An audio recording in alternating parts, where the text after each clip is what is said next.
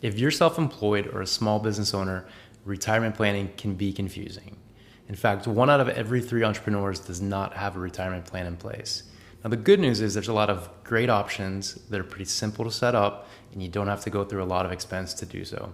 So let's take a look at some of the options and what may be a good fit for your situation.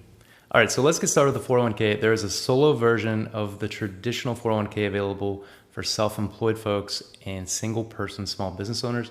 It's essentially the same as traditional 401k plans, except for it does not allow for employees and does not require discrimination testing. Contributions work the same. You have the access to make employee and employer contributions. So that means you can contribute up to $20,500 a year as an employee with those elective deferrals, an extra $6,500 if you're over the age of 50 for a catch-up. And then on the employer side of things, you can make a profit-sharing contribution up to 25% of compensation. And that goes up to the limit. It's an aggregate limit of $61,000 for employer and employee contributions together. Okay. Now, there's some other good details here. There is a Roth provision that's available, so you can open up a Roth account if that's something you want to do. Loans are permitted from this type of account. Contributions are flexible. You're not required to make any contributions. As I mentioned, employees are not allowed to participate, so that's one thing that we won't be able to do. Spouses can also contribute. So that's the one loophole outside of being a single person. A spouse may also participate in the plan if they're part of your organization and on the payroll. So this is a great option for single person organizations. You want to put away a bunch of money. You have some flexibility with contributions. Good option all the way around. Next on the list is the SEP IRA. Now, this is a popular option and with good reason. As the name suggests, it's easy to set up. There's a low administrative burden, generally no filing requirements, and contributions are flexible. So those are all good things for the SEP IRA. It works like this. You can contribute up to 25% of compensation until you get to $61,000. That's the limit for 2022. Contributions are flexible. As I mentioned, you can do them in a lump sum. You can do it monthly throughout the year. You can do it on the tax filing deadline. You can skip contribution years completely depending on how your year goes. So very flexible there. A little bit less flexible when it comes to some of the provisions you can attach. There is not a Roth option. You also cannot take loans against the account. The rules that apply to it are generally the same as an IRA, so age 59 and a half for withdrawals. And this account can generally be rolled into any employer plan or any other IRA. So it's a great option for higher earners, people that want to put away a bunch of money and have that low administrative burden, low cost, no filing requirements.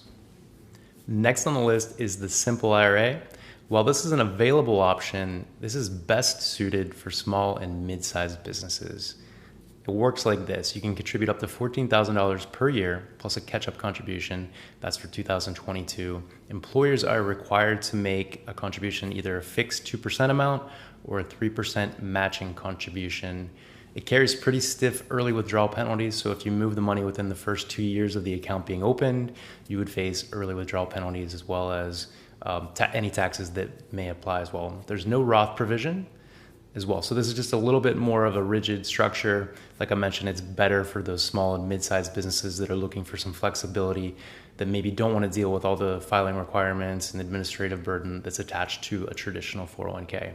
So while this is an option, probably not the best fit for most single person, small businesses, or self-employed people.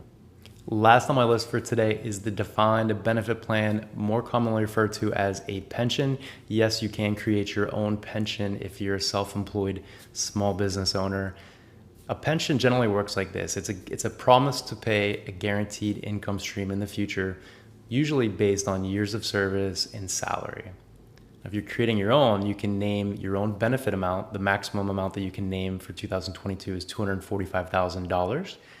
And then contributions are determined by an actuary. Now, they look at a couple different things. So that benefit amount that you laid out, as well as your age, expected rate of return, and a number of other things that the actuary is going to go ahead and look at. This can be a great option for someone high earning, looking to catch up on retirement, also want a nice tax benefit that you get from making very large contributions into the pension plan, trying to get it funded in time for that retirement start date. So interesting option.